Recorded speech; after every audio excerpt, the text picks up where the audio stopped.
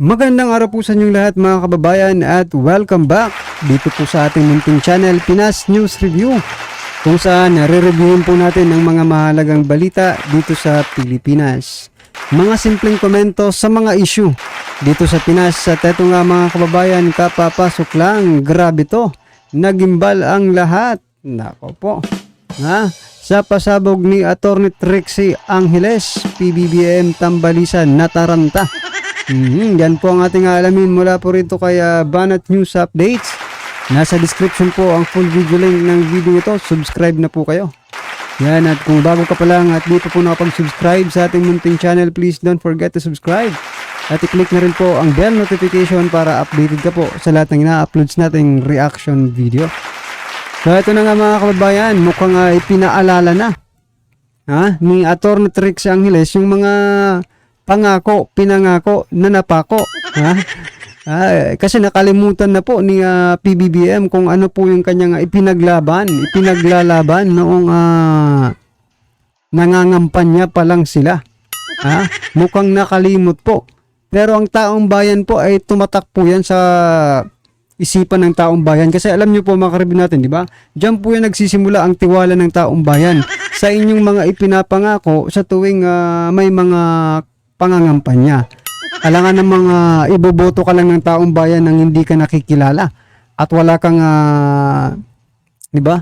Ipinangako sa kanila, nagtutuparin mo, di ba? Like Tatay Digong, pinangako ni Tatay Digong yung drug war. Nagkaroon nga ng war talaga. Si PBBM, marami yata itong pinangako nung nakarang pangangampanya pa lang, di ba? Eto, pakinggan at bigyan po natin ng komento yung sasabihin, no? Yung ibubulgar, no? Ni Atty. Trixie Angeles. Eto na po. Eleksyon, excited tayo. Kasi alam ng ating Pangulo ang mga kasagutan sa mga problema. Yung mga kasagutan na siyang inaral-aral niya nung kampanya ay tila nakalimutan na. Alam naman niya yung kasagutan dito sa ating mga problema sa agrikultura, kailangan imbestigahan ang mga kawani sa Department of Agriculture. So sinasabi ni Pangulong Duterte, uy, magtrabaho ka naman. Ano pa yung mga distractions? Kagabi. Kagabi ba yun? O nung isang gabi? May cancer. Ngayon, naalala ninyo, diba, nung eleksyon, excited tayo. Kasi alam ng ating Pangulo ang mga kasagutan sa mga problema. Mukhang magagaling naman po ang nagturo sa kanya kung ano ang sasagutin. Thank you kay Ma'am Chicken Adobo. Unfortunately, thank you kay GM. At Ma'am Valerie, unfortunately, yung mga kasagutan na siyang inaral-aral niya nung kampanya ay tila nakalimutan na. Alam naman niya yung kasagutan dito sa ating mga... So yan mga kababayan, pinag-aralan po ni PBBM yung mga kasagutan sa problema ng Pilipinas. No? Ibig sabihin, meron po siyang basihan, no? Kung ano po yung kanyang... mga programang gagawin kasi pinag-aralan diba? Ang tanong, nasobrahan yata sa pag-aaral. Nasobrahan yata mga kababayan kasi diba, una sinabi niya will stick sa sa foreign policy ni Tatay Digong. Friend to all, enemy to none, diba? Yan ang foreign policy ni Tatay Digong tapos yung i-continue yung mga napanood niyo po ba sa sa Facebook, di ba? Nagano kasi sa newsfeed ko tapos nakita ko ano pala yung pinangako ni PBBM, no? Sabi niya dapat hindi ihinto, no, yung mga nasimulan na nakaraang administrasyon. Kung ito naman ay napapakinabangan ng taong bayan, dapat pong ituloy, sabi niya. Pero bakit ganon? Bakit ganito ang nangyayari ngayon, di ba? Problema sa agrikultura, kailangan imbestigahan ang mga kawani sa Department of Agriculture kung bakit hanggang ngayon, in spite of the programs na nakalaan para doon sa sa mga tulong sa abono, tulong sa pag-uutang, tulong sa similya, kung ano-ano pa. Lahat yun may programa na. Pero kung meron mang magsasaka na hindi pa ito nararamdaman, may problema sa distribution system ng Department of Agriculture mismo. So dapat yun pa lang iniimbestigahan ng boss, hindi naman niya ginawa. May problema dun sa cold storage at saka sa yun ang dapat pinagtuunan po ng pansin. Gayon pa man, hanggang ngayon ay wala pa rin. Anong gagawin natin sa ganyang klase? So, dating Pangulong Duterte ay nagbigay ng press conference at ang sinabi niya, alam mo, hindi naman talaga kami interesado na patalsikin ka sa pwesto. I'm paraphrasing here. Hindi naman namin gusto na nalal ka ng taong bayan, magtrabaho ka naman. At yun para sa akin ang pinaka-concise na sinabi ng Pangulong Duterte, pinaka-concise na characterization kung ano ang problema nitong administrasyon na ito.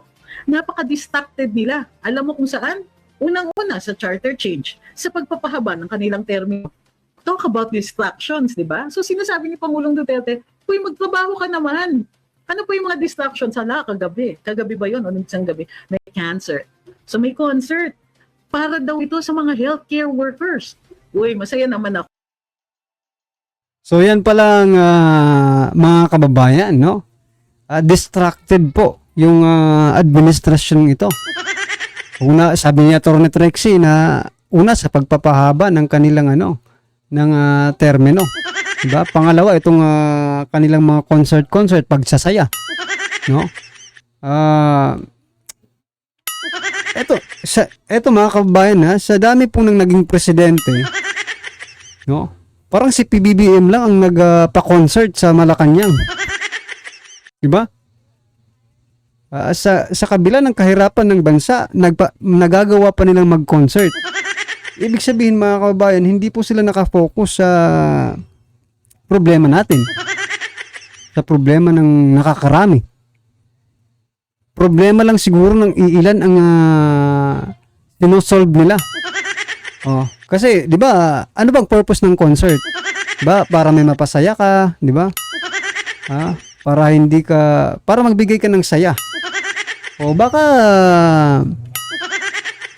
mayroon lang may iilan lang, no, na hindi masaya diyan sa tapos gustong pasayahin. Diyan sa Malacanang, nako po. Ang tanong, pera kaya ng taong bayan yung ginastos doon? Malamang for the health workers daw no? Para sa mga health workers. Lahat ba ng health workers nakapunta diyan? 'Di ba? Yung health workers ba dito sa Tacloban, Samar, dito sa kabila, no? Sa Sorsogon, lahat na ng Mindanao, Luzon, Visayas at Mindanao. Lahat ba ng mga health workers ng Pilipinas ay sila umattend dyan? Umattend po sa concert na yan? Parang hindi naman po, no? Baka meron mga representative lang. Ginagamit nyo pa yung gusto nyo lang siguro magsaya. Ay, hindi naman yun. Huwag nyo na lang gamitin yung pondo ng taong bayan. Mag-private na lang kayo. Diba? Huwag nyo pong gamitin yung pondo ng Pilipinas para sa mga concert na hindi, may nag-comment ka, health workers. Sabi niya, mas hindi namin kailangan ng concert. Mas kailangan po namin ng dagdag sweldo. Yan po ang nila, kino-comment at binasa lang naman natin mga kabayan. So, sa palagay niyo po ba lahat ng mga health workers ay natuwa doon sa kanilang pa-concert sa mga health workers? Nako. Na pinagtutuunan nila ng pansin yung ating magigiting ng mga healthcare workers. Gayon pa man, ilan po ang healthcare workers na nandun? Kailangan natin tanungin ito. Ilan ang healthcare workers sa Pilipinas? Lahat po ba sila nakanood? Para sa kanila pala ito. Paano natin napili kung sino sa kanila yung manonood? Ay, unang-una, nandun ba sila? At kung andun sila, paano nga napili yung iilan na nandun? Di naman kalakihan ang venue ng Malacanang, di ba? At ang tanong ko, teka muna, bakit sa Malacanang ginagawa? Bakit hindi, sa CCP? Bakit hindi sa Andali lang po.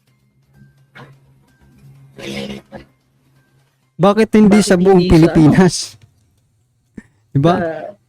sa ibang malalaking teatro? Bakit hindi sa arena? Bakit hindi sa MOA? Bakit dun sila sa Malacanang protektado ang mga manonood, lalong-lalo na yung mga nakaupo dun sa harap na harapan talaga. Yung mga nakakanta, yung mga kinantahan na Be My First Lady, mga ganyan. Para kanino ba talaga yung concert na yun? Sino ba ang nag-buy?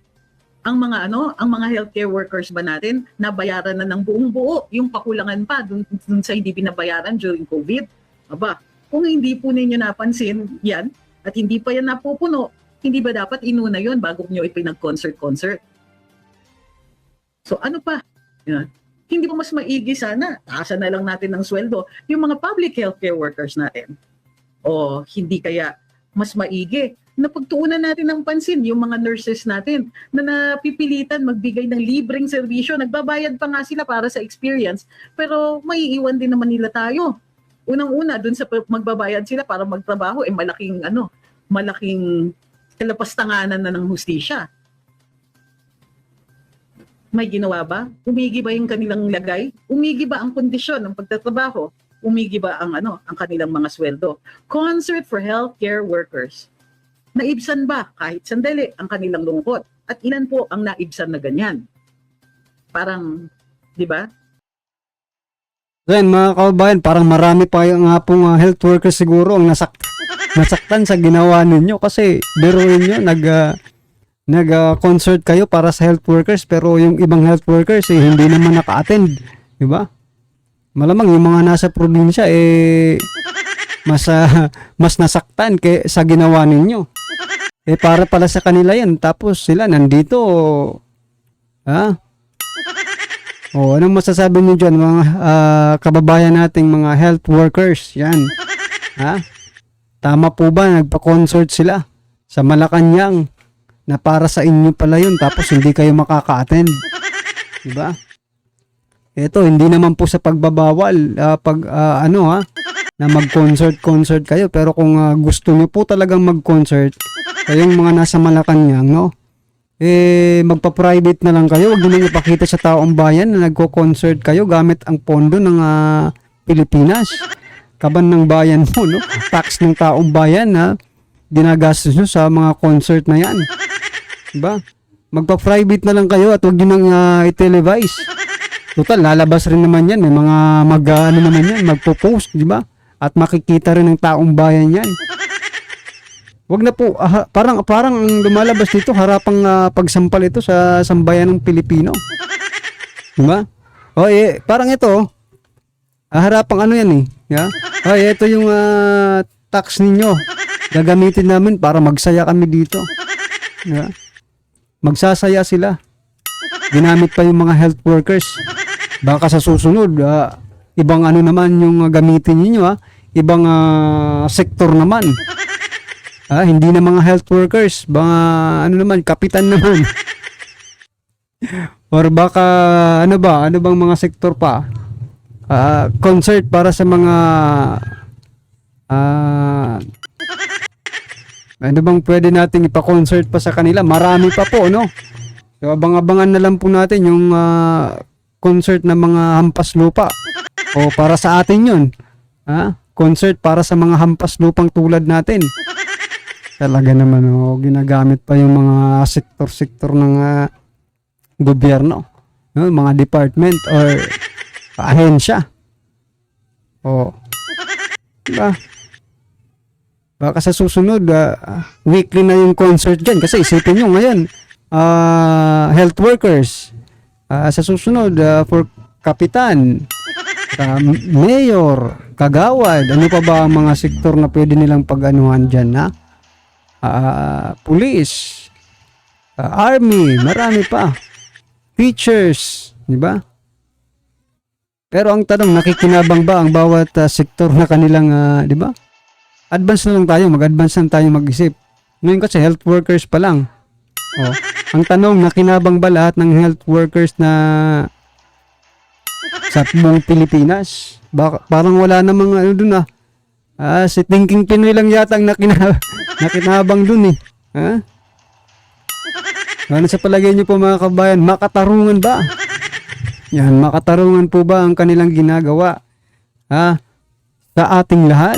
Nako naman, buti pa nga yung barangay di ba? Pag may party po ang barangay, buong barangay talaga. Dito, piling-pili lang no? Well, anyway mga kababayan, ano man po ang inyong reaksyon, komento patungkol po sa video ito, ay comment lang po sa baba. Para alam po ng ating mga kababayan ang inyong pong reaksyon patungkol dito, right? Maraming salamat po.